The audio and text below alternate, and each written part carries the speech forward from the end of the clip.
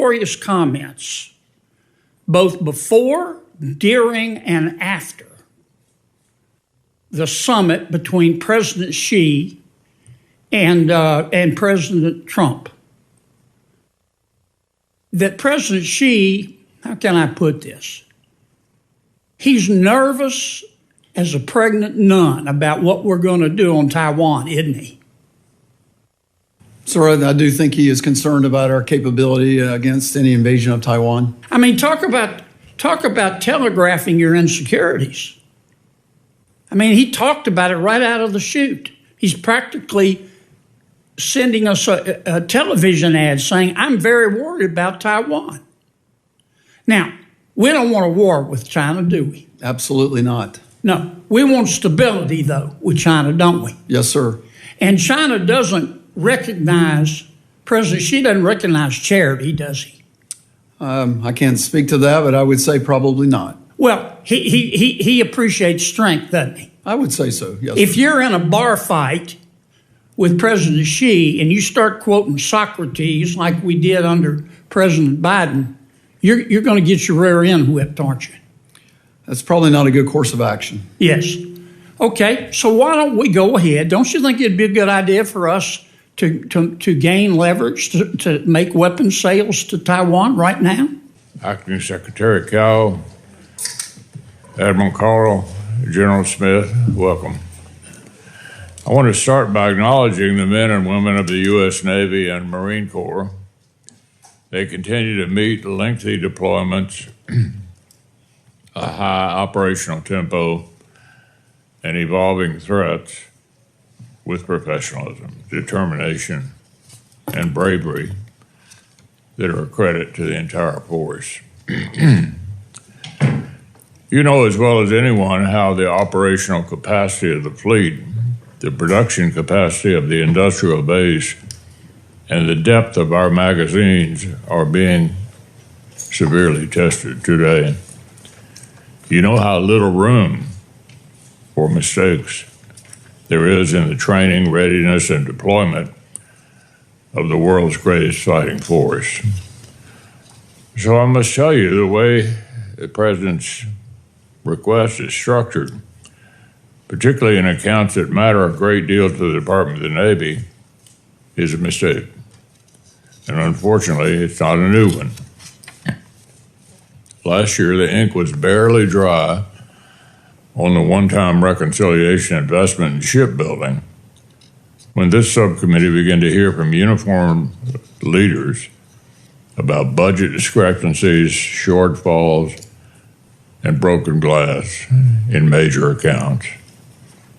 Actually, this is not a surprise. It was the avoidable consequence of treating one-time infusions of cash like a substitute for a full-year budget spending. This is not a mistake worth repeating. But the way OMB has structured your budget suggests the administration is willing to run even more significant risk in fiscal 27. Take munitions. Last year, the subcommittee fully funded one of the Navy's top unfunded priorities, accelerated development of the Maze cruise missile.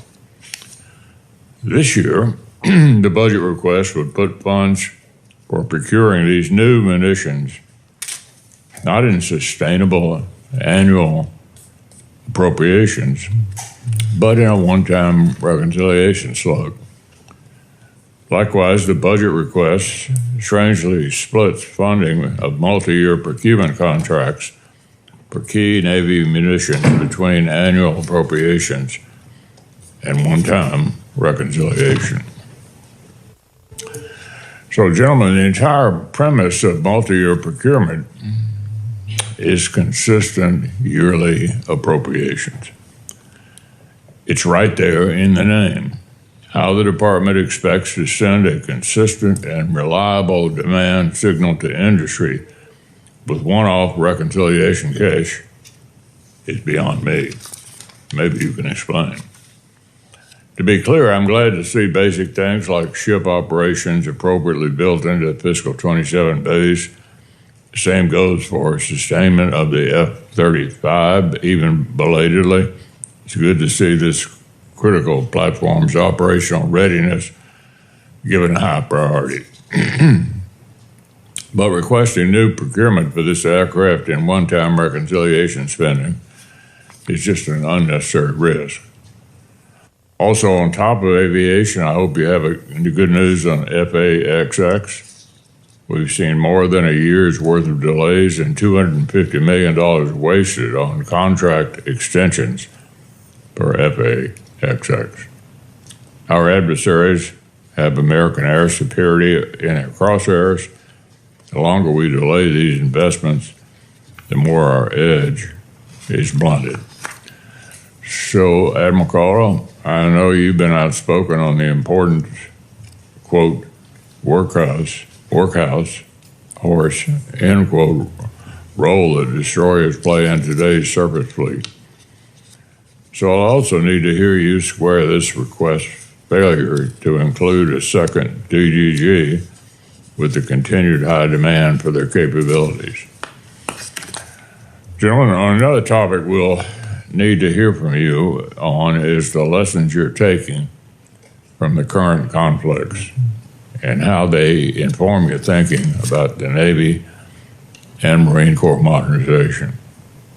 In recent months, Iran has extracted a price, effectively striking U.S. and partner military targets all across the region.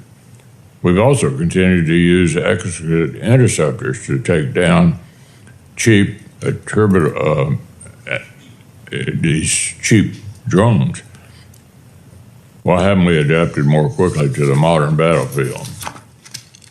2 weeks ago, Iran used small boats and drones against U.S. destroyers in the Strait of Hormuz, threatening these billion-dollar warships and the sailors who operate them. So what are we doing to increase protection while reducing the cost of defending these ships? Should we be using drone boats to add layers of protection for sailors? Why aren't we more prepared to use drones for counter-mine operations? Meanwhile, Ukraine continues to use drone vessels effectively against Russian access to the Black Sea. What happens if Iran learns these lessons before we do, or when China adopts them at scale? At the most basic level, what is the Department of the Navy doing to ensure that U.S. sailors and Marines benefit from every possible advantage of modern military technology? If you ask me, one of the obvious ways is to continue to invest in the alliances and partnerships that extend our reach and amplify our deterrent power. There's nothing to be gained from opting out of close engagement with battlefield experts like the Ukrainians and with capable and committed partners from the first island chain to NATO Eastern Front. So, Mr. Secretary, Admiral Caudle, General Smith, look forward to hearing your views on these and other topics. We'll turn to you momentarily after opening comments from Senator Coons. Thank you, Chairman McConnell. Thank you all for your service and for being here. We have a number of issues to get through today. I agree with most of the points just made by the chairman, so I'll move to the things where perhaps I've got something to add. As we move into Memorial Day weekend, I also want to begin by expressing my undying gratitude to the sailors and Marines who've served and sacrificed and to whom we owe our freedom. And my general gratitude to the sailors and Marines currently serving in conflicts in the Persian Gulf, in the Southern Caribbean, and throughout the world. Without them, we would not be the nation that we are.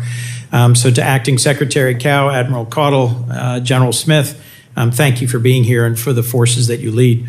As a result of Operation Epic Fury, we're now deeply vulnerable in the Indo-Pacific, a theater home to three of our most threatening adversaries, the PRC, DPRK, and even Russia.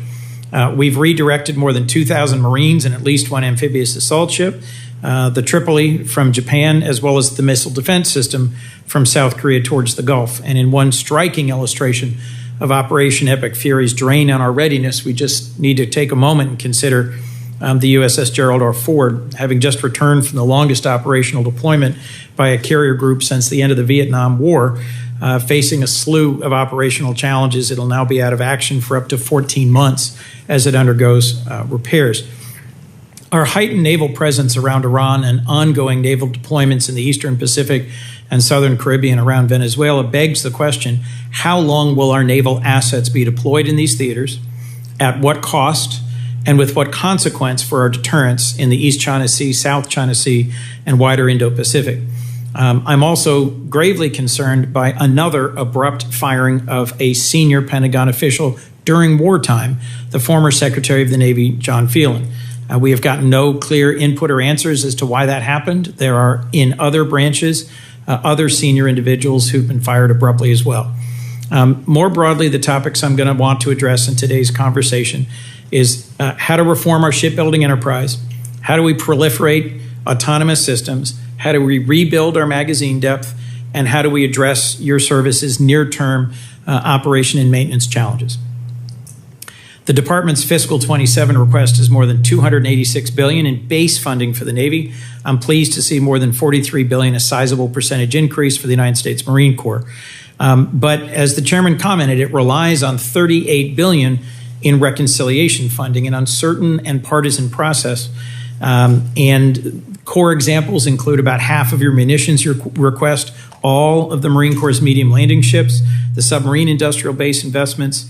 Last year, the Navy would have halted sailing worldwide had this subcommittee not fixed the so-called broken glass, the reconciliation mistakes in our bill. And there was a similar challenge with the Marine Corps Barracks modernization. We worked as best we could in a diligent bipartisan way to address that, but it was an unforced error. And this year's department request triples down on the potential risk here. So our experience was that the White House's decision created a host of problems last year, and I'm deeply concerned we're doing more to create those mistakes this year. So as a subcommittee, we need to clearly understand the nature and scope of the risks the administration is taking with your funding. As I mentioned, I'm concerned about readiness levels. The Navy, if I understand properly, is going to run out of ship operations funding in July because of unbudgeted operations in Southern Command and against Iran, as well as the rising price of fuel that impacts all of us. And there will be, as I mentioned, significant repair costs for the Ford and other ships. We don't have currently good estimates about what that will cost.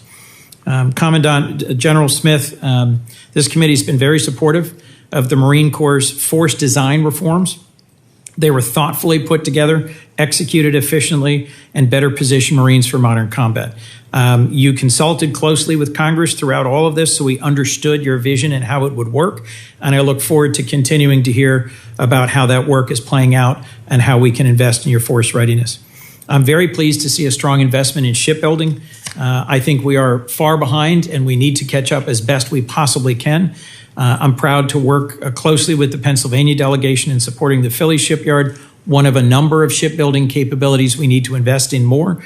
I support smart and robust investments in our industrial base, but that starts with expediting incorporating advanced manufacturing technologies.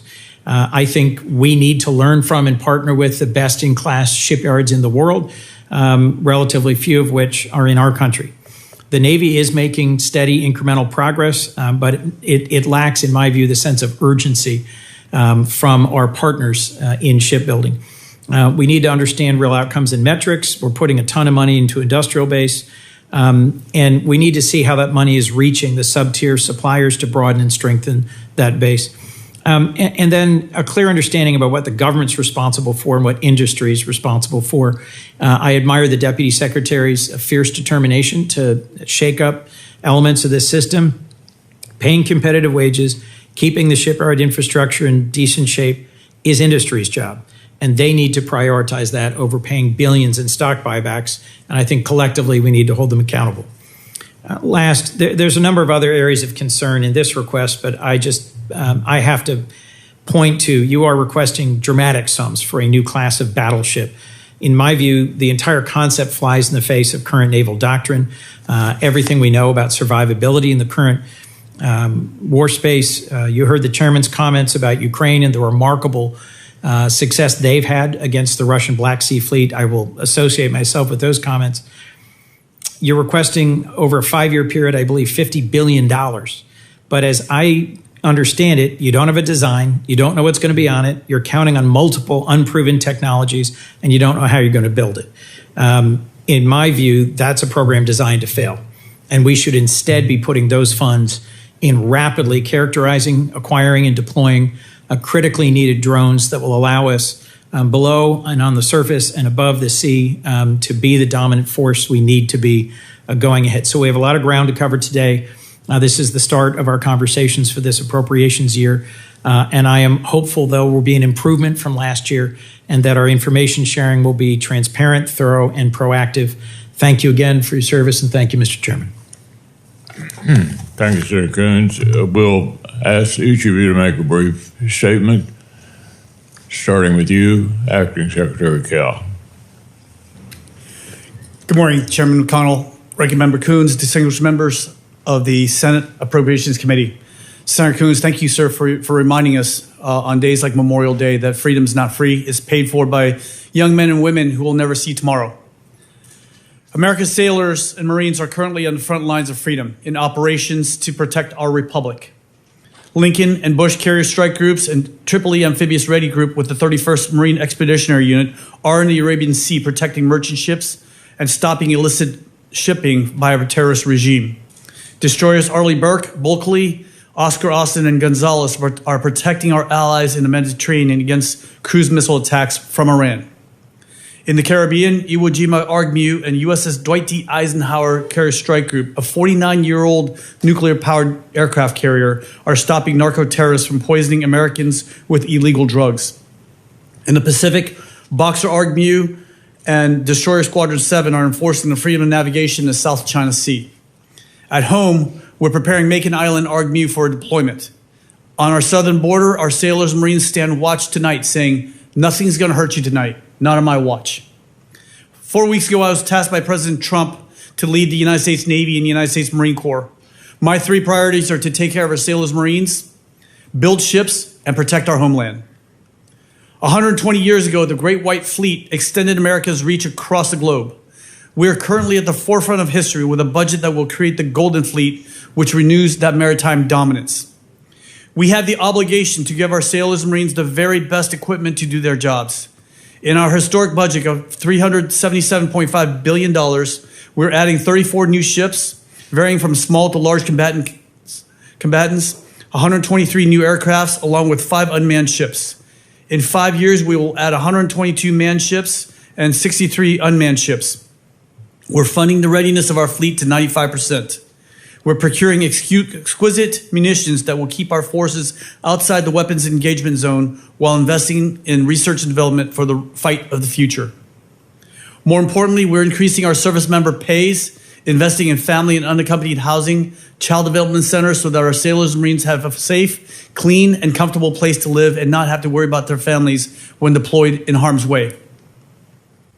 We have greatly exceeded recruiting and retention goals, and that is due solely to the sheer leadership of President Trump and Secretary Hegseth. 2 weeks ago, I was aboard USS Gerald R. Ford, USS Winston Churchill, and USS Bainbridge as they were returning from the 11-month combat deployment in 2 theaters. Do not believe the fake news that claims food shortages, backed up toilets, or low morale. What I witnessed were motivated and professional young Americans pushing the boundaries of performance for their country. It is imperative that we pass this budget. Ship construction and readiness were bill payers for Iraq and Afghanistan for 20 years. While our industrial base atrophied, America's peer competitors grew stronger and threatened our sovereignty. Their 100-year plan has one goal: total global domination. Only one thing stands in our way, and that is the United States of America. The Navy Marine Corps are America's 911 force, capable of being anywhere as a carrier strike group or a Marine Air Ground Task Force with overwhelming firepower, as we saw in Absolute Resolve and Epic Fury. A year ago, I testified in my confirmation hearing that it would create the most lethal Navy Marine Corps team the world has ever seen. I will keep that promise, having worn the cloth of our nation for 32 years, most of which was in combat. I also do this because I will not allow my oldest son, who will be commissioned as a second lieutenant in the United States Marine Corps tomorrow, to go through war the way I did, without the equipment that we needed. I will not allow this for any of America's sons or daughters. They signed a blank check to this nation up to and including their lives, and we owe it to them to do our due diligence to fund a historic budget that will care for them and their families while giving them the tools they need to answer the call.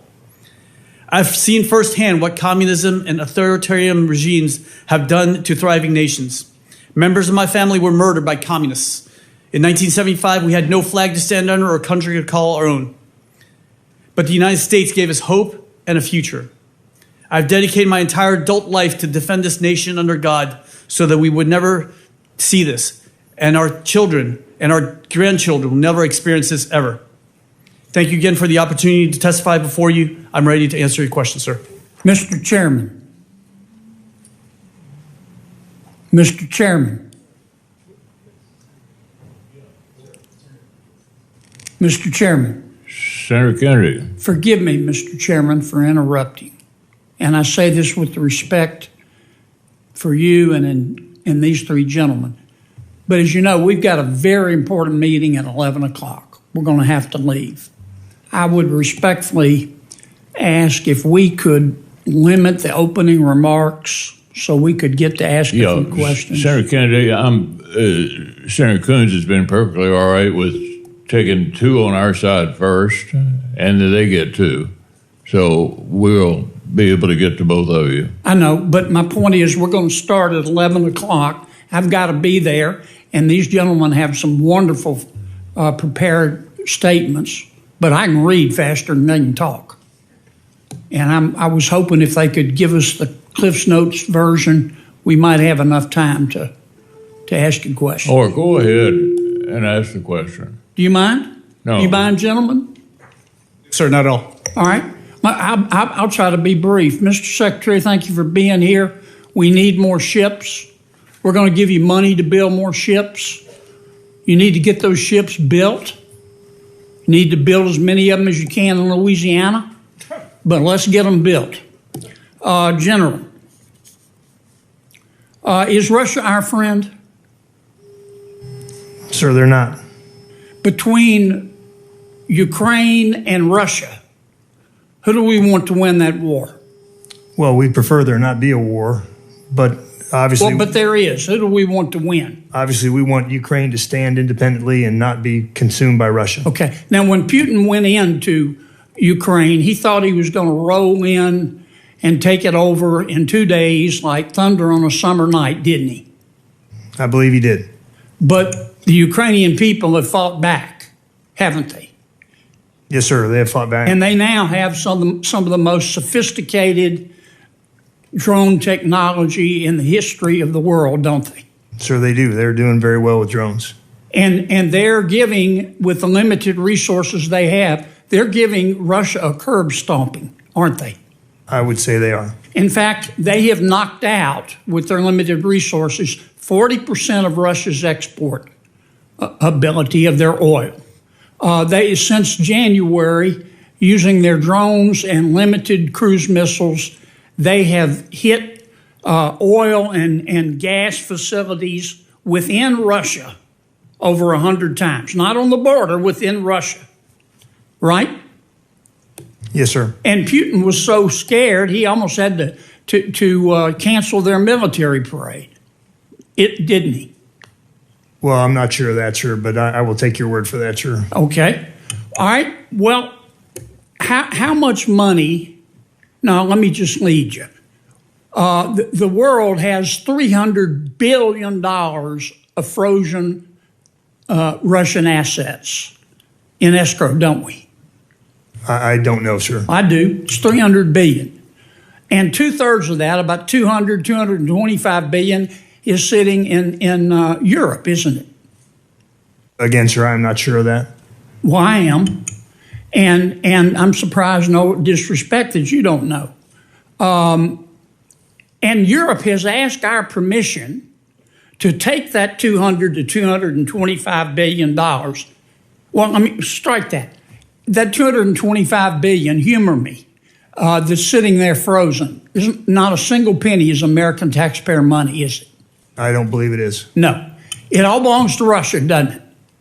I believe that is correct. And the EU has asked our permission to take that money and give it to Ukraine so they can knock Russia in the next week and let's get this war over. That's a good idea, don't you think? Well, I think anything that can be done to stop that war is a good idea, sir. Would you support giving that 225 billion, no taxpayer money in America, to Ukraine? Well, again, sir, that's outside my purview as a service chief. Okay. Admiral, let me ask you a question.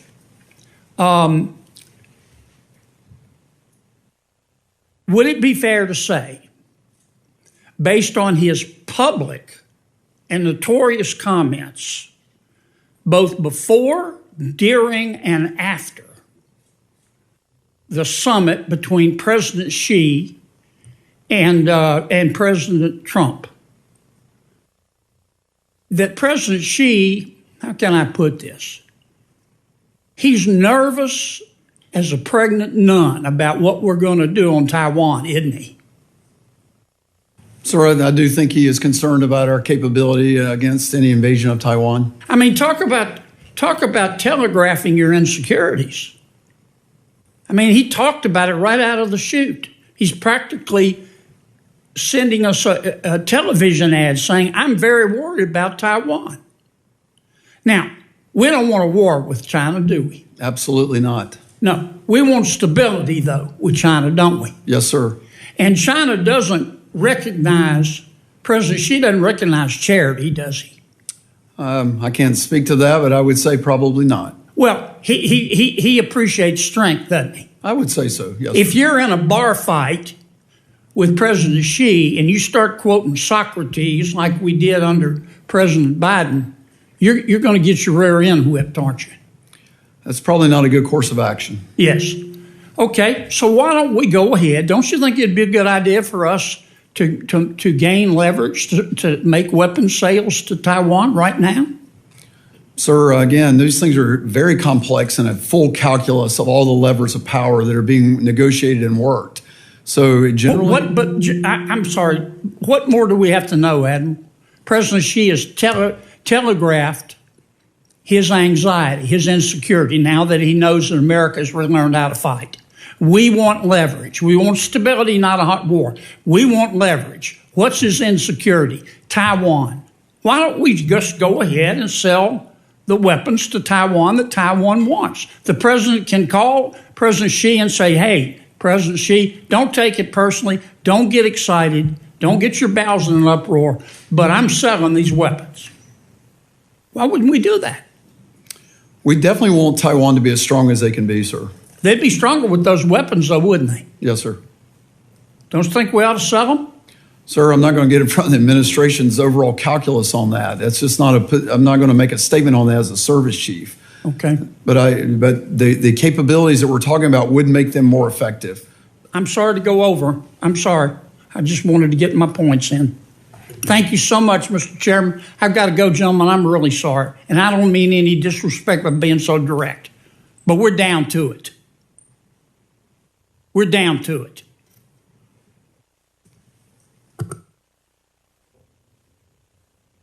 Indicated there's a conference meeting, which I'm not going to myself, that a number of our side have to attend, and so I'll go next to Susan and then to John Hoban.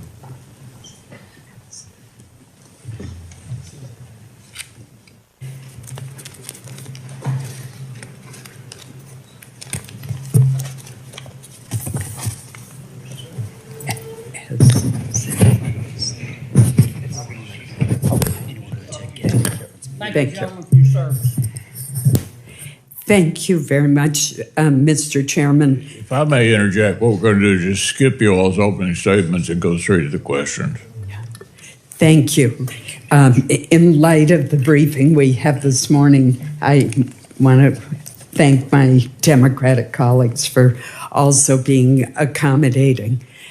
Secretary Cao, Secretary Hegseth just recently has described destroyers as being the backbone of the fleet. The fiscal year 27 budget request, however, includes funding for only one DDG 51 compared to 2 in fiscal year 26 and 3 in fiscal year 25. Such a reduction would send a troubling signal to the industrial base at a time when the Navy continues to emphasize the need for greater fleet capability and resiliency.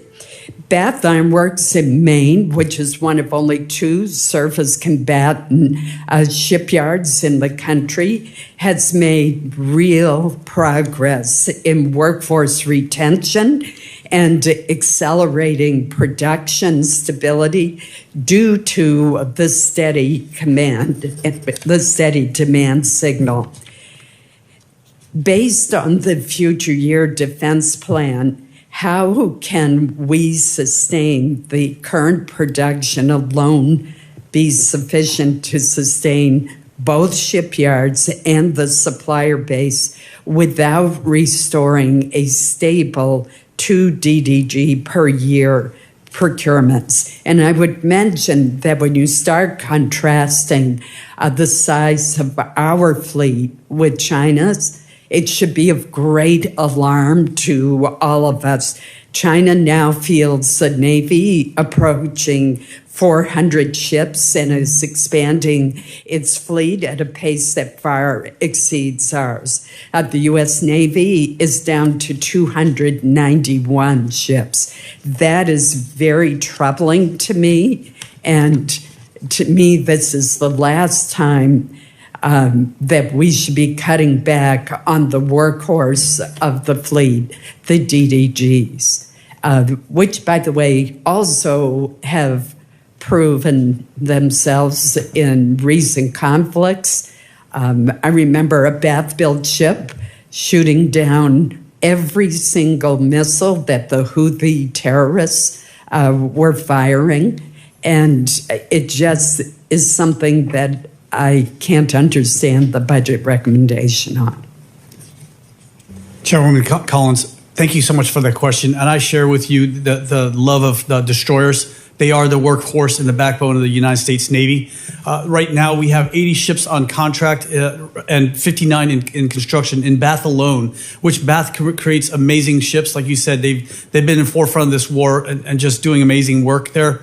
In Bath alone, we have 11 destroyers on contract, 7 are in construction. We haven't even begun to cut metal for the other 4 yet. And so we're trying to allow the industrial base to catch up. And Senator, if you want to, I'll gladly go up to Bath with you to reassure the workforce that their work is valued, and we will add the ships in future years. It's just right now, I'm trying to give them the ability to catch up to the work as of right now, ma'am. What happens, as you well know, that these ships take a long time to construct, although Bath is fast approaching a production rate of 1.5 ships a year. But what you create is a gap at the steel cutting stage, for example. If you don't have this steady throughput of ships, and that is my concern. And I would very much welcome your visit. General Smith, I want to commend the Marine Corps for its proactive approach to autonomous and unmanned capabilities as part of your broader modernization and force design.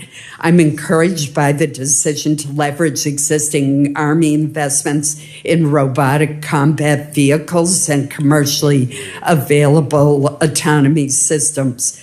Programs such as the M1 unmanned ground vehicle demonstrate a commitment to rapid experimentation in fielding emerging technologies.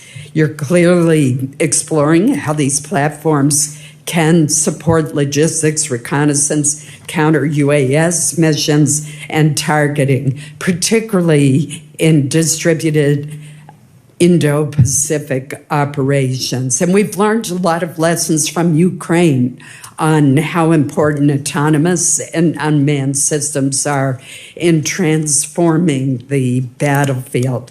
So I am concerned that if we wait too long and have prolonged experimentation, prototyping, that's going to delay operational capacity while our adversaries are already integrating autonomous systems into combat operations. How do you see the Marine Corps employing unmanned ground vehicles in the Indo-Pacific over the next 1 to 2 years? Well, ma'am, we've got a remote operational ground unit expeditionary, our Rogue Nemesis Navy Marine expeditionary ship interdiction system, which fires an anti-ship missile off of a remote operated vehicle. That is our commitment. That's our primary mover of that Nemesis system. We're going to continue to expand that. We're going to continue to increase our magazine depth, and we're going to continue to look into all of the unmanned platforms. Because as an infantryman, I was taught never send a Marine where you can send a bullet. Exactly. And I am fully committed to autonomy up to the leading edge, both in drone technology and in vehicle technology. Great. Thank you. Yes, ma'am. Thank you, Mr. Chairman. Senator Hovens, and then we're going to go to the Democratic side and take several of them in order. Thank you for giving us a chance. My thanks as well. Thank you, Mr. Chairman. And I'd like to start with Secretary Caudle. With the blockade that we have in the Middle East right now in the Strait of Hormuz, how do we continue to make that more effective? And in your opinion, how can we make that sufficiently effective so that we not only constrain Iran from moving any of their ships in and out of the Gulf, but that we open the Gulf for other shipping?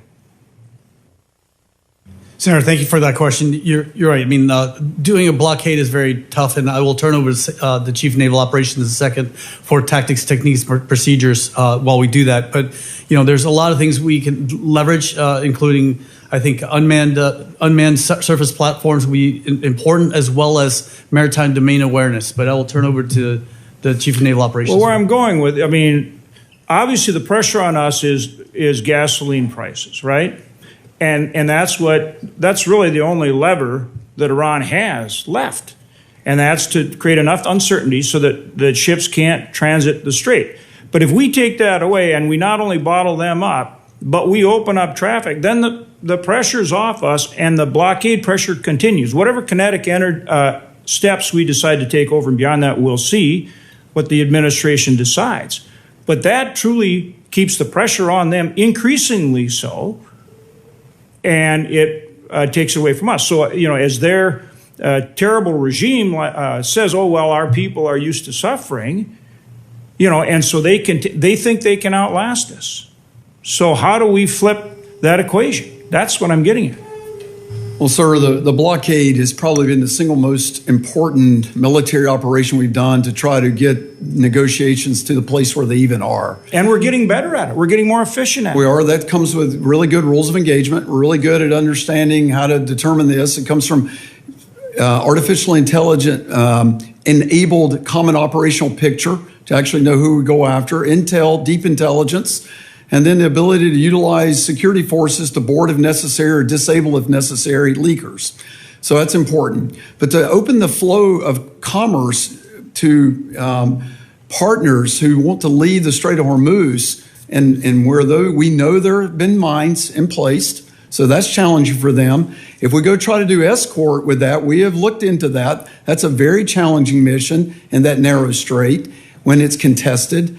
And so when you're in a contested environment, to demine the Strait of Hormuz or to do escort duty is not something that's easy to do. So we're going to have to get to a place that that strait is open with a generally accepted ceasefire before that can be turned on en masse. So are you saying you can't, it's not, in your opinion, you're not able to completely open the strait and maintain the blockade other than through some type of agreement, ceasefire? I think militarily, can we do it? Are there no- things that you can continue to do to enhance your ability on that blockade and control the strait to mitigate the risk for ships to go through? There are many things we can continue doing to enhance the blockade. But to actually start doing something where I'm providing escort services through a contested strait will, in my military opinion, exceed the capacity of the Navy to do that effectively. Escorts, I understand, but every step you take that creates more opportunity for ships to flow, other than the ones we blockade, puts pressure on them and relieves pressure on It does, us. and Would you agree? that goes down to servicing their mine layers. You know, we've shot a lot of them, and that takes a lot of intel and a lot of dynamic targeting to do that effectively, and we continue to do that. We have to continue our expeditionary UUV-enabled demining operations. So all those things come together to give us confidence that commercial shipping can transit that strait safely. Yeah.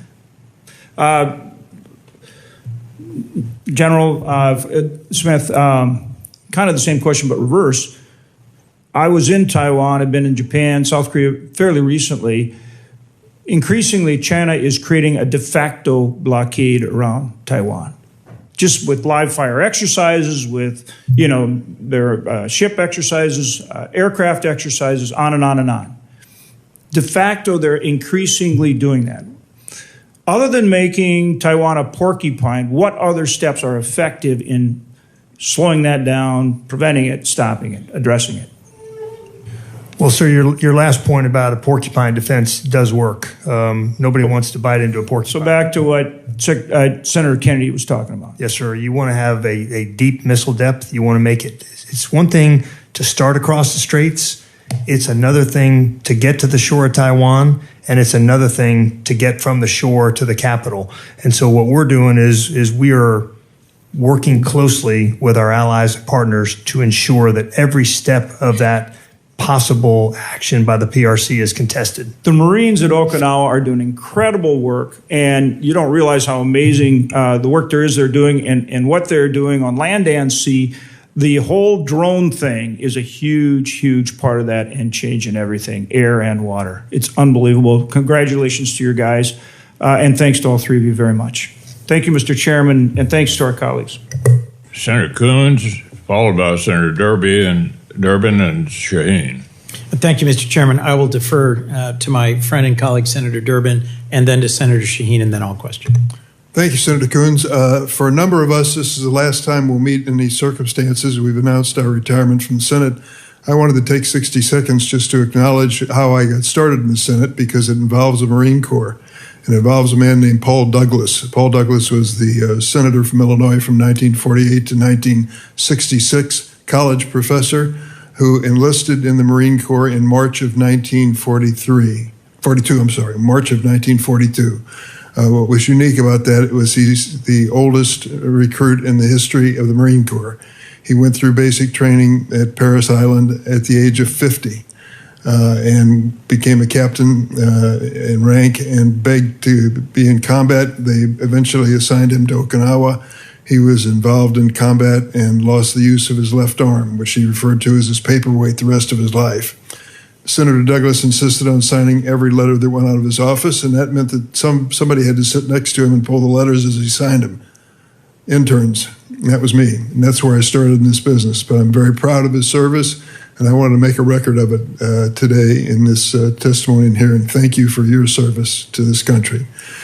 Secretary Cow, I think our greatest source of pride in Illinois is Great Lakes Naval Training Station. To think that every recruit in the United States Navy goes through Great Lakes is a great source of pride to us. I was there just last week as we dedicated the expansion of a school for the families that live in the area. Here's a challenge we face, which I want you to be sensitive to. Maybe you already are, is the fact that this Operation Midway Blitz, or whatever they call it, by DHS and ICE and the like, has scared the hell out of many people in that region, particularly a Hispanic population.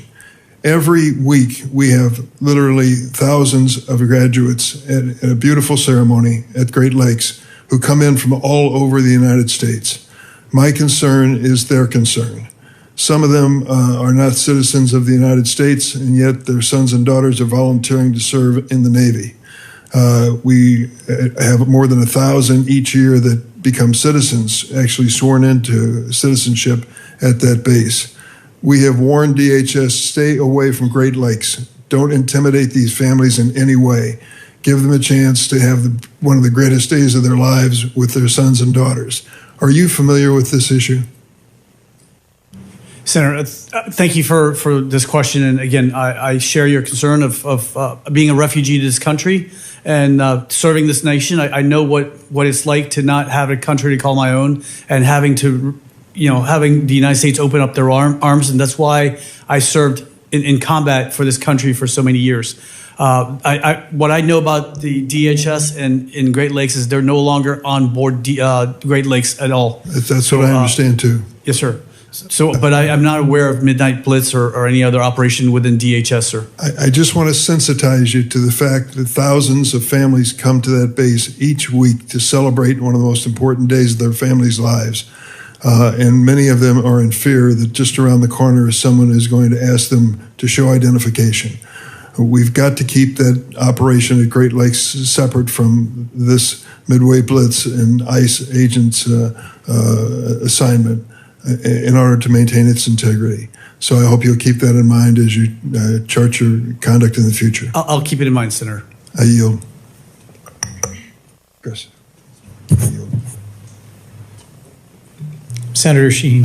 Well, thank you for giving us the opportunity to go ahead and ask questions ahead of you. We appreciate it. Thank you, gentlemen, for being here. I'm sure you will not be surprised, Secretary Caudle, to know that I have a question about the Portsmouth Naval Shipyard. I'm sure Admiral Caudle was expecting that. But this is distressing because the shipyard has a funding shortfall of $65 million since October. $30 million of that is to cover Secretary Hegseth's directive to provide bonuses to randomly selected workers. So the idea of recognizing workers, I think we can all support.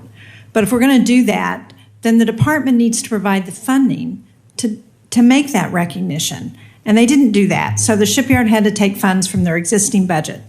In addition, DOD is pulling back another $33 million from the shipyard for its, quote, under execution of hiring, which doesn't make any sense because, as Admiral Caudle can speak to, because we've had this conversation, they were prevented from hiring workers before Congress stepped in and exempted them from Secretary Hegseth's civilian hiring freeze. It's an issue that I raised with the previous Navy Secretary, which he said he was trying to address. It's an issue I raised with Secretary Hegseth. He said you all were going to look into it, and yet we still have this funding shortfall that is having a real impact on the ability of the shipyard to do their jobs at a time when it is critical that we keep the maintenance of our nuclear subs at the forefront and get those ships in and out on schedule. So, Acting Secretary Caudle, can you commit that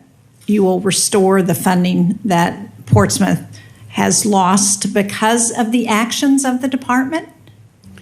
Senator, thank you for that question. I share with you that the workers at Portsmouth are just amazing, and so we need to make sure that they're paid and given the bonuses they deserve. The Chief of Naval Operations and I were talking about this morning. We will delve into this and take this for record, and I'll personally bring it to your office to report back, ma'am. Thank you. I appreciate that. And Admiral Caudle, as you know, Congress has appropriated significant funding to expand the Virginia-class submarine production capacity, and that's alongside of our commitment with Australia under AUKUS to increase the submarine industrial base. We have challenges producing the submarines that are part of the existing pipeline. So can you talk about how we're addressing the AUKUS piece of that and how the Navy is spending the investment that Australia is making in AUKUS? Yes, ma'am. You know, the money that Australia has given us, the $2 billion, will become part of the generalized fund as part of the SIB investment. The submarine industrial base investment is a set of money that I know you know also all too well, goes to improving many facets of the way we do new construction.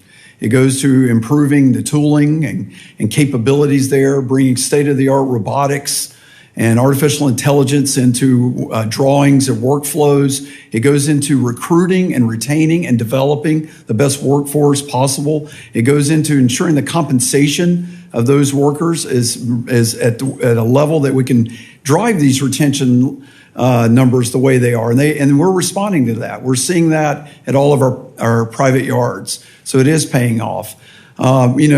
I like to say we've delivered 7 Virginia-class submarines in the last 4 years. And while we're not on plan, that's pretty close to, where we need to get to. It's my estimate in the, by 2030 to 2032 timeframe, we will be delivering exactly what we need, the 2.0 for us and the submarines necessary to actually make sure that we make good on AUKUS Pillar 1. So I think the investments are good. They're starting to pay off. We didn't get here overnight, and it's taken some time for us to actually get back up on step to where we need to be, but I really do believe we're getting there. And I think the leadership part of this, I'll finish, under our Director of Submarine Programs, which is dual-hatted under Vice Admiral Goucher as DERPM Submarines and Programs, and the PAE, it works for the Secretary, was a great step there to tighten up the chain of command there, to put the necessary heat and light on the actual shipyard to make sure that we're effectively spending those dollars. So you feel confident that that's going to help us get the Virginia schedule up to where we want it to be? I do. All the trends are positive. It's not like getting the rudder over on a ship and it turns immediately on something like this, but everything I see and every report I see, from days of maintenance delay to recouping, idle submarine that we're actually down to 0 now, and the work you see going on at Portsmouth Naval Shipyard, and that's in the public yard sector, every one of those is actually in a positive trend and actually getting better. So I am quite confident in what I'm saying. Thank you very much. Thank you, Mr. Chairman.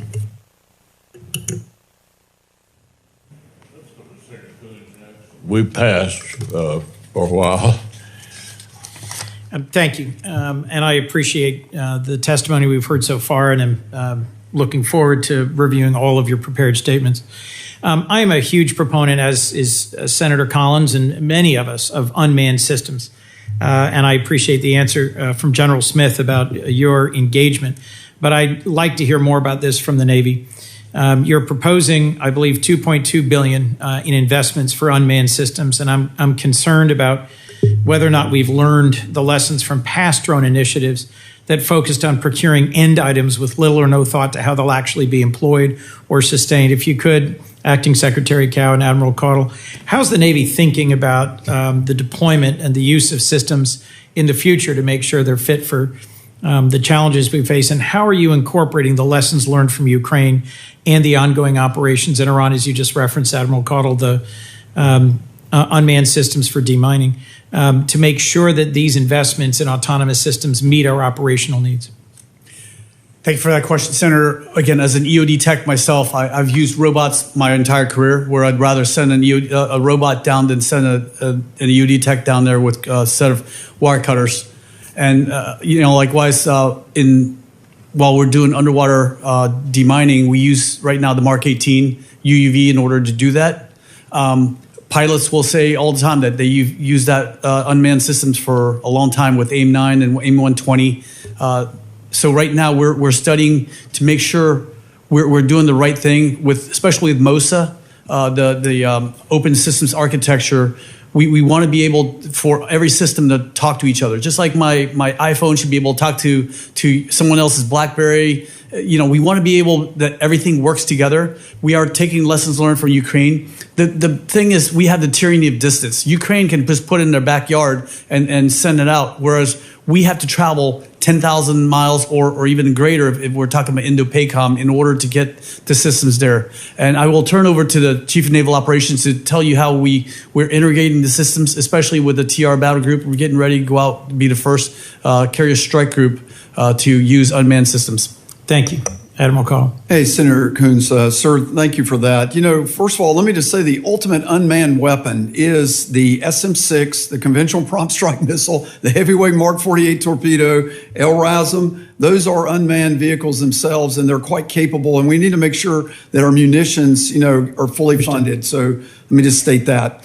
The Secretary's got it right. It's one thing to be able to launch unmanned kit, which has limited range, when you're in an arc of achievability like Ukraine is to their target set. So let me, not to interrupt, but I'll interrupt. One of the things that's most impressed, and you've heard it from several of us, about Ukraine's work is that they are launching successful drone strikes 1,000 miles from Ukraine. Yes. Part of what has changed the momentum on the battlefield is their successful strikes in Moscow and the stunning success of Operation Spiderweb to deliver significant damage to strategic airlift 1,000 miles away. So it's not entirely true that they aren't covering also the tyranny of distance, given the depth that the Russians are using to launch attacks on Ukraine. So forgive me. No question, sir, but I've got to carry that kit as a Navy to the forward part of the theater and then get that last 1,000 miles. Okay, so I can do that through my own ships, so you can envision what motherships would look like. Sure. Certainly that would be our medium unmanned surface vehicle, containerized payloads with swarm drones in that, all types of long-range munitions in that, undersea capabilities in that. So containerization is huge for me to do that. I also, not only the distance, I have to have things survivable in sea state. Monsoon season is about to hit. So if I tried to go put a bunch of unmanned right now in this monsoon season, it would not be survivable in itself.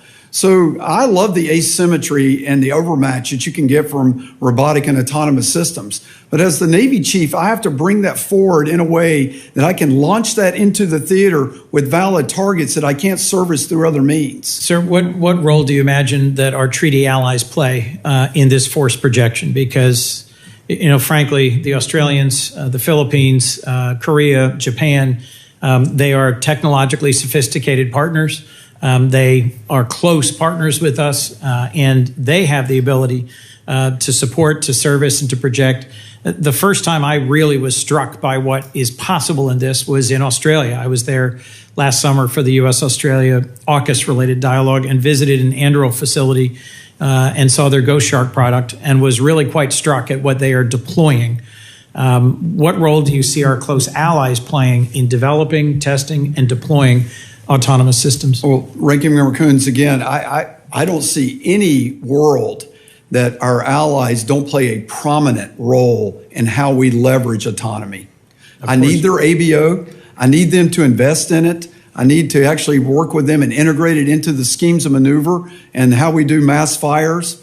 So it's a vital question what you're bringing up. If we're going to launch and have effective unmanned capability going forward, then that has to be done, I think, in close collaboration with allies and partners. I need to be able to sustain that kit forward to be able to bring it to bear. That will require partnerships with our allies.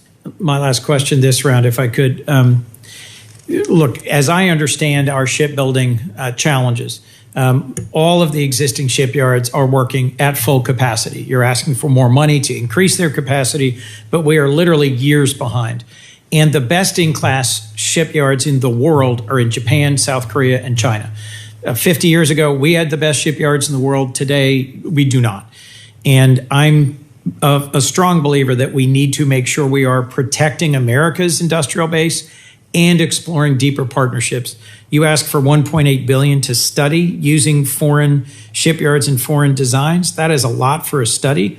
If you could just briefly describe what the point is for that much of a study and what extra capacity you think we might look to our treaty allies to provide, both for servicing, to your point of tyranny of distance, and potentially constructing ships in partnership with us.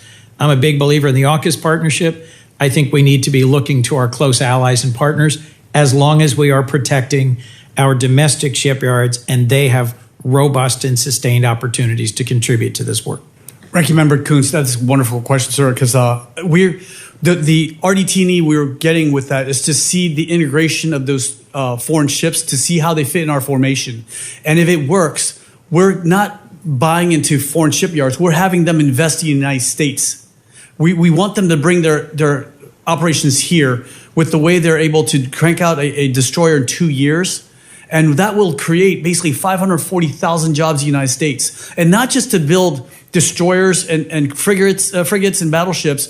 We're talking about also merchant ships. Right now, we only have 188, flagged merchant ships and 105 military SEAL command ships, and we need more in the United States. The Chinese have 11,000 merchant ships, and we need to build capacity. That's why to be able to have them invest over here. I mean, my Toyota is not built in Japan; it's built in the United States. So have them build their factories over here, sir. Hanwha's dramatic commitment to invest in the Philly shipyard is just one of many such investments. Is it your testimony then that you're not considering any production overseas, only investments in U.S. shipyards?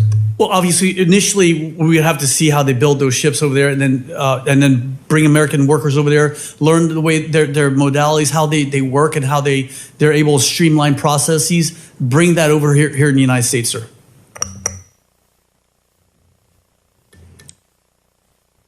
You've been, but we've encouraged Taiwan to buy arms from us, and all of a sudden there's a pause. What are you hearing from the Taiwanese about the pause?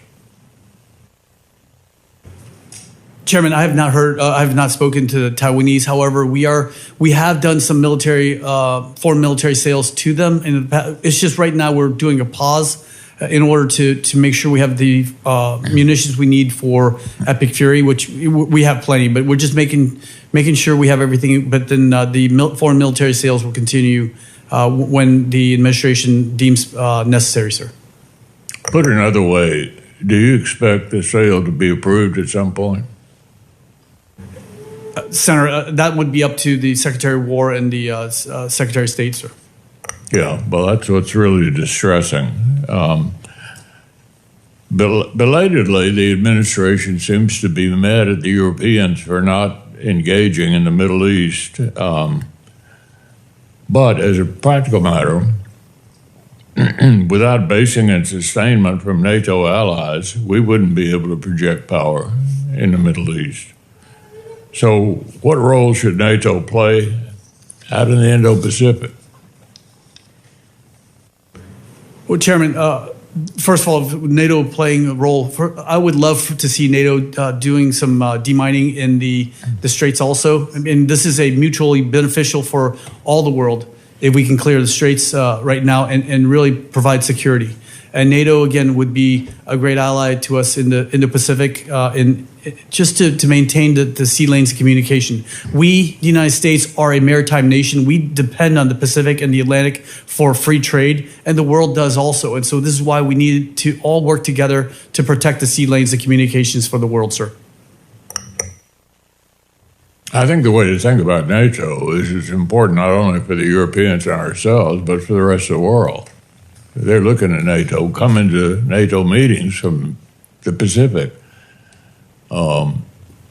This is the potential framework for us to be the leader of the free world, all the world, not just Europe, because we all know who our adversaries are. China, Russia, North Korea, Iran. They all have one thing in common: they hate us. So we can either stand up to that or hunker down and hope for the best. Finally, Ms. Secretary, fiscal year 26, we funded naval drone and counter-drone capabilities via full-year appropriations. This year's request would only fund Navy drone programs in reconciliation. Do you have some view about that? I'm sorry, is this Sino? I'm sorry, good. Would you like the Sino to answer that, Chairman, or myself? Admiral. Chairman McConnell, the risk of, not having the total discretionary and mandatory bill is significant for the Navy. We've in the opening statements that have been made by you and others, we take risk in munitions, we take risk in F-35, and we take risk in FISRAM to maintain our facilities, our foundry, as I like to call it. So, if the majority of the counter UAS and counter drone technologies and capabilities are in the mandatory and that's not funded, of course, I take risks there. And so that's why, for me as a service chief, the passing of the total bill is so vital for me. What specific lessons has the Navy learned from what's going on in Ukraine? It's all been described as the Silicon Valley of warfare. I'm wondering if any of the senior Navy leaders have been to Ukraine and to gather lessons firsthand from the front lines of modern warfare. Chairman Caudle, there's a lot of lessons. One, how you command and control forces.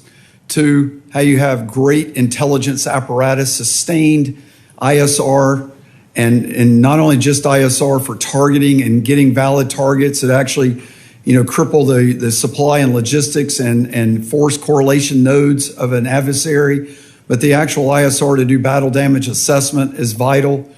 We've seen the outsized asymmetric effort that's been able to be done by the Ukrainian forces, leveraging robotic and autonomous systems. But that requires great targeting to go do that. And so that's been a piece of that. So, logistics win wars, we know that. And so that's been a big lessons learned. And we've seen that it takes partnerships, to actually sustain Ukraine against a much larger force that Russia fields. So there's been a lot of lessons that we've looked at very hard and that we will use and leverage in our own fights. Baldwin. Thank you, Mr. Chairman.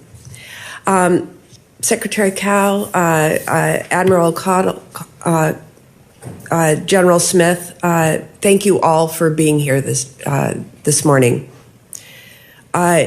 General Smith, over the last several years, this subcommittee has supported the Marine Corps' efforts to transform into a more mobile and capable force prepared to fight in a potential naval war in the Pacific. Can you describe the importance of the medium landing ship to the Marine Corps' approach to fighting this war? Senator, I can, and thank you for that question. The LSM, or landing ship medium, we always have to do landing ship, medium in the Marine Corps. It's just the way we do it. It is an inter-island connector. It enables our forces to aggregate and disaggregate rapidly and to go to places that other conventional Navy ships cannot go because of beach gradients.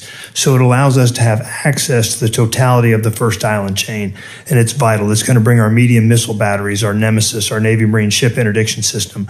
It's going to bring all that to bear in places that otherwise the adversary would not have to calculate when they look at their ISR platform, when they look at where are they focusing their intelligence, surveillance, and reconnaissance. Now they have to look at the totality of the map. Thank you. The current requirement laid out by the Navy and Marine Corps is to procure 35 medium landing ships. How critical to the Marine Corps is it for the U.S. to build at least 35 of them? Ma'am, it's vital because we're going to need to move the forces that need to be moved. Those forces in 3MEF, 3rd Marine Expeditionary Force, are going to have to be moved. And even 1MEF, 1st Marine Expeditionary Force out of Camp Pendleton, once they move forward, they're going to have the ability to move around the first island chain. And again, the LSM blends itself in with commercial shipping. It looks like any other small ship that's transiting the area. There's some exquisite capabilities that we can put on it that we can't talk about in an open hearing, but we could talk about in a closed hearing that will enable to, quote, fuzz it up so that it looks like any other tramp steamer that's out there. And then the Navy expects to be building medium landing ships for about the next decade. At the same time, President Xi has directed the People's Liberation Army to be prepared to take Taiwan by force as soon as next year. So time is of the essence if the U.S. is to maintain our military edge in the Pacific. Do you believe it is important to Marine Corps readiness to acquire medium landing ships as quickly as we can?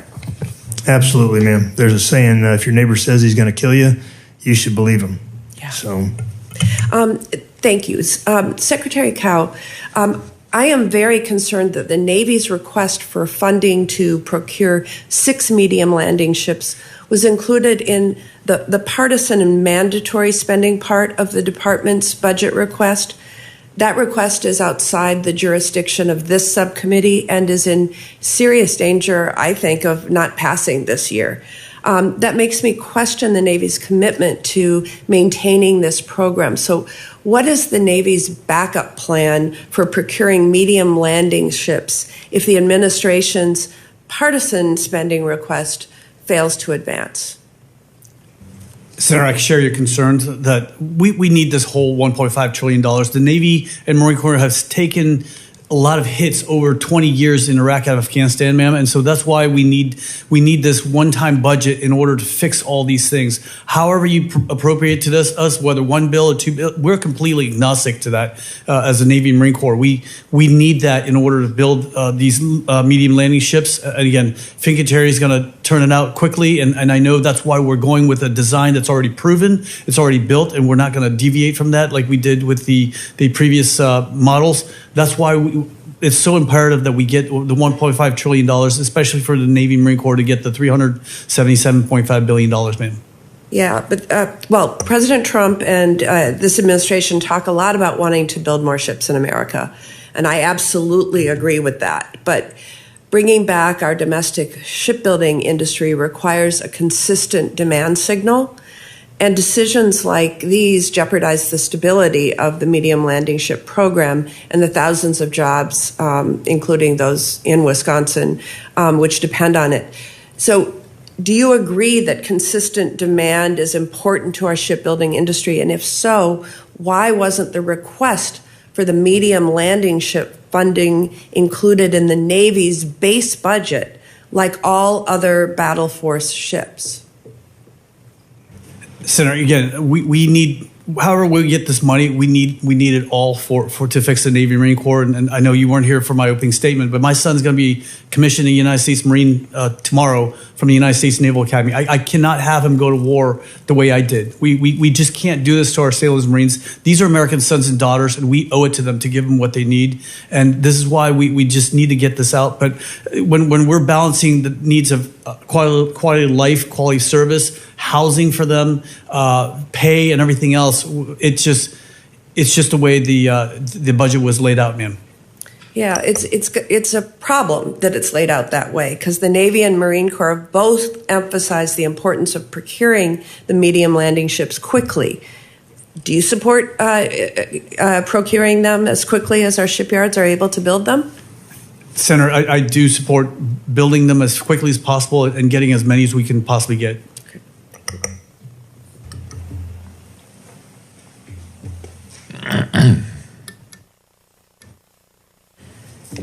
Let me try again on the question I asked you earlier about which of the Navy leaders have been to Ukraine. Sir, I can't tell you in total how many Navy leaders have been there. I have not been to Ukraine, but I do know that the commander of naval forces Europe and Africa, which headquartered out of Naples, Italy, and Commander Sixth Fleet have been there. And if they haven't been there exactly on boots on ground, they certainly have been to all the Black Sea states that surround it. And they work very closely every single day with the Ukrainian Navy and their entire joint force to support their needs to the extent the United States Navy can. What about the civilian leadership? Senator, I have not been to Ukraine yet, but I've in my previous life, when I was in uniform, I did send some of our operators there.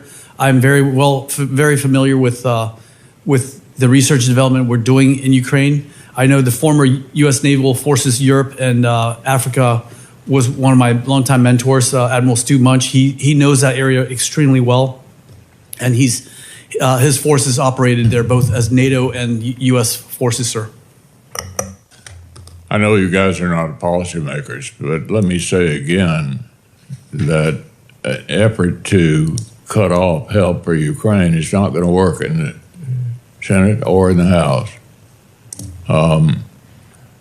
We put in $400 million last year, and we had to embarrass the administration in public to get them to actually spend it.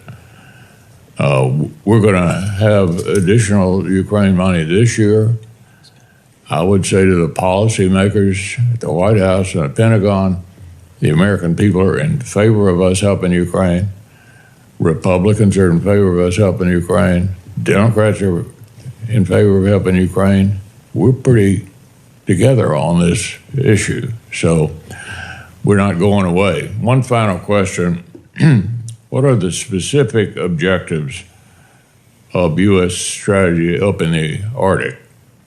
What role will Arctic allies like Denmark and Norway play in achieving them? Sir, I can address some of that. I'm a huge proponent of the Arctic. In my job at U.S. Police Forces, as the NORTHCOM component commander, I think played a vital role with the NORTHCOM team to enhance our presence in the Arctic. We do that in partnership with the European Command and Indo-Pacific Command commander. I kind of break it down a couple ways. One, it's important to have presence there. You got to walk the battlefield. So that means operating above the Arctic Circle consistently with surface ships, with aircraft carriers, and of course our submarine force. Second, you have to have special capabilities to be successful up there. It means communication systems that can work at high latitudes. It means systems on board that can handle those temperatures. And it means understanding flows of marginal ice zone and the weather conditions up there. They're significant, and the climate is quite something. And the third thing, you have to have partners and allies. And the Arctic Council team is that we all are part of NATO now, with the exception of Russia. So partnerships matter above the Arctic Circle. So Finland, Sweden, Norway, of course, and a big one is Canada, of course. And we do a lot of operations with them. We just came off our biannual exercise called ISEX, where we're just there with, where we do that every 2 years. We know the Russians want to actually, call it their own. They'd like a 9-dash line around the North Pole, and we're not going to let that happen. We know that China wants to call the Arctic a near, Arctic nation state. We're not going to let them operate up there without being contested either. And so it's very important. And this goes to what we're doing in Alaska and the recapitalization and the facilitization of some of the places we're working in with the senators from Alaska. This goes to collaboration with the Coast Guard and what we're doing to rebuild their ice-breaking fleet and how we sustain their operations. So the Arctic's extremely important. Trillions of dollars of minerals, natural gas, oil, and rare earths. And the United States has to have a presence there, sir. Speaking of Denmark, after the suggestion that somehow we wanted to take Greenland, how are we getting along with the Denmark NATO member? Sir, Denmark is a very close naval ally. We do a lot with Denmark. They punch way above their weight class, very sophisticated set of capabilities that they bring to bear. And I think our relationship with them is very close. They know that from a Navy perspective, how important Greenland is key terrain and our ability to operate in and out of Greenland to protect the Atlantic GI-UK gap from out of area Russian deployers is extremely important. They know it's important from an early warning radar system to understand ICBM threats and other threats could approach our homeland. So whatever concern there may have been, you think is blown over? Sir, I won't speak to the political aspects of that, but I can just tell you, Navy to Navy, we're strong with Denmark. Good. Thank you, Mr. Chairman, and thank you for your testimony today. I'm just going to pick up on a theme that you've heard from all of us, from the first questions from Senator Kennedy to the last questions from the chairman to that recent engagement. With our allies, we are strong. With our allies, we can project force. With our allies, we can deter China, Russia, Iran, DPRK. They are increasingly aligned, but we increasingly are not. I led a bipartisan delegation, a bipartisan bicameral delegation to Denmark the same week our president threatened to take Greenland by force from our NATO ally, Denmark. I appreciate your testimony, Admiral, that at the Navy to Navy level were strong. But their capabilities are not just terrific. Their service alongside us when we asked in Afghanistan was outstanding. And their sacrifice as we come to our Memorial Day, we should not forget. 52 Danes died in service in Afghanistan. And as Senator Tillis and Senator Murkowski and Senator Durbin and I were there at the memorial to the Danes who served and died alongside us, we should not forget that when our president says we never asked NATO for anything and they never did anything for us, that's heard loud and clear by our NATO allies. I am gravely concerned that in the Arctic, where the Canadians are stepping up and investing, we're walking away from a decades-old partnership with them. In Europe, where Russia is the single greatest threat to our security and stability, we're putting at risk the trust that we've earned by abruptly announcing withdrawals of thousands of American troops in a way that is not clearly planned or executed. And the chairman referenced the $400 million. When the secretary was in front of us, he got asked by several of us, we appropriated $400 million last year for Ukraine. Has it been spent? No. When will we get a spend plan? Last week. Do we have it today? No.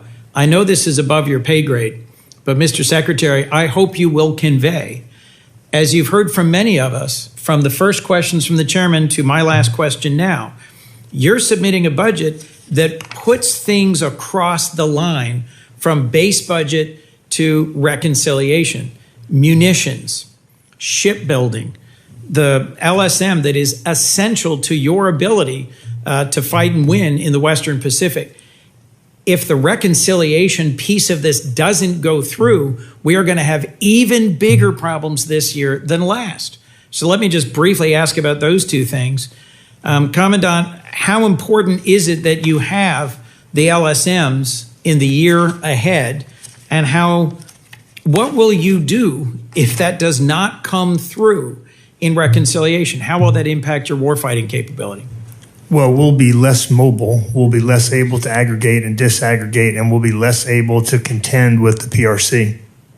And is the major adversary for whom you are currently planning and for which we are currently investing in the Western Pacific the PRC?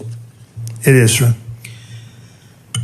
Admiral Caudle, we spoke before and you've spoken now about how the Ukrainians have demonstrated remarkable mastery of naval drones. And in fact, they've pushed back Russia's Black Sea Fleet significantly.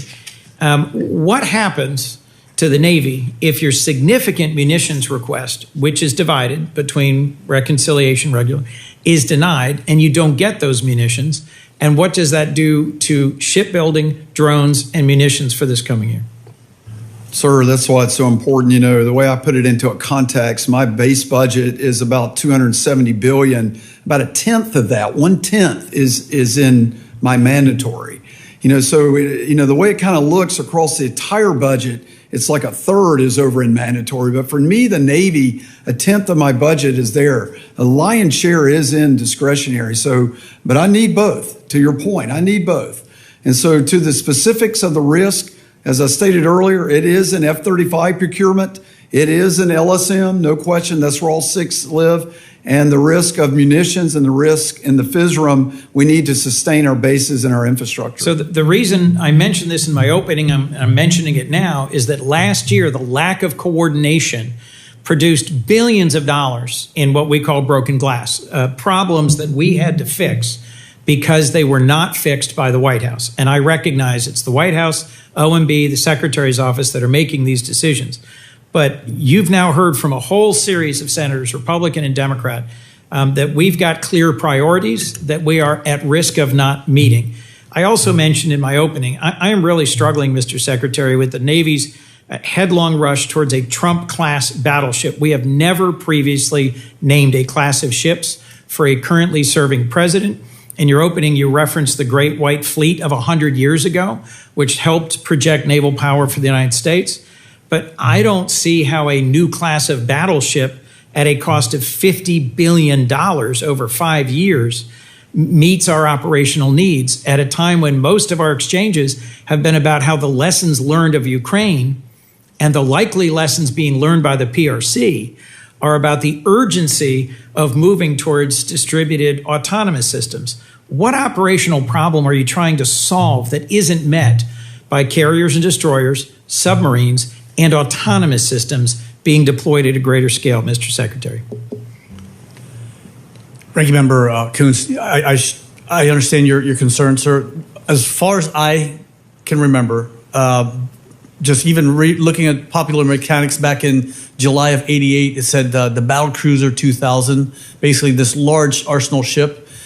When I was in UPNAV in 96, the Surface Warfare Division in 2011, we had a requirement for a CGX, a large combatant. We've always had a requirement for a large combatant. The problem right now is the DDGs are completely decked out. The only ship with the Slick 32 Victor 7 is the USS Pinckney. It looks like this chipmunk with a cheek full of nuts right now because it's just so big. You can't add more to that ship. So we're looking at a large combatant in order to put those systems in there, to have 200 VLS cells, to have conventional prompt strike, as well as the speed necessary to get from point A to point B. That's why we're looking at the nuclear power for that. I mean, look at the Ford. She was able to go from Venezuela to the Mediterranean in 5 days. That's what we need right now, to be able to bring an arsenal out there quickly with a lot of firepower and launch missiles and return back, sir. If we look at just, look, in 1988 in Popular Mechanics, that might have been an interesting proposal. If we just look back at the abrupt canceling of the frigates, if we look back at the LCS and what's happened, we have a profound mismatch between ship design, shipbuilding capability, and our capacity to deploy ships at scale. I am profoundly concerned that this is a $50 billion boondoggle where the delivery timeline is a political timeline, not a practical timeline, and where the clear lessons of Ukraine and the clear threats facing Taiwan are not being well served by that investment. You've been asked by Republicans and Democrats, should we sell to Taiwan the weapons that have already been promised? I say yes. And you've been asked by senators, both Republican and Democrat, are we learning the lessons of Ukraine? And to show that we do, we should prioritize drones over massive battleships. My view is that Ukraine today is on the front lines of freedom, and we need to act like it. I carry this in my pocket every day. It was handed to me a month ago in Odessa by a Navy chaplain from Ukraine. We've got more lessons to learn from them than we have learned, and this budget doesn't, in my view, reflect that. Thank you, Mr. Chairman. All right, we'll insert your opening statements in the record. This will complete our hearing today. I want to thank you for coming up. We'll have a week to submit additional questions for the record. Senators may do that, and we'd like to have them responded to promptly. The subcommittee meeting is adjourned.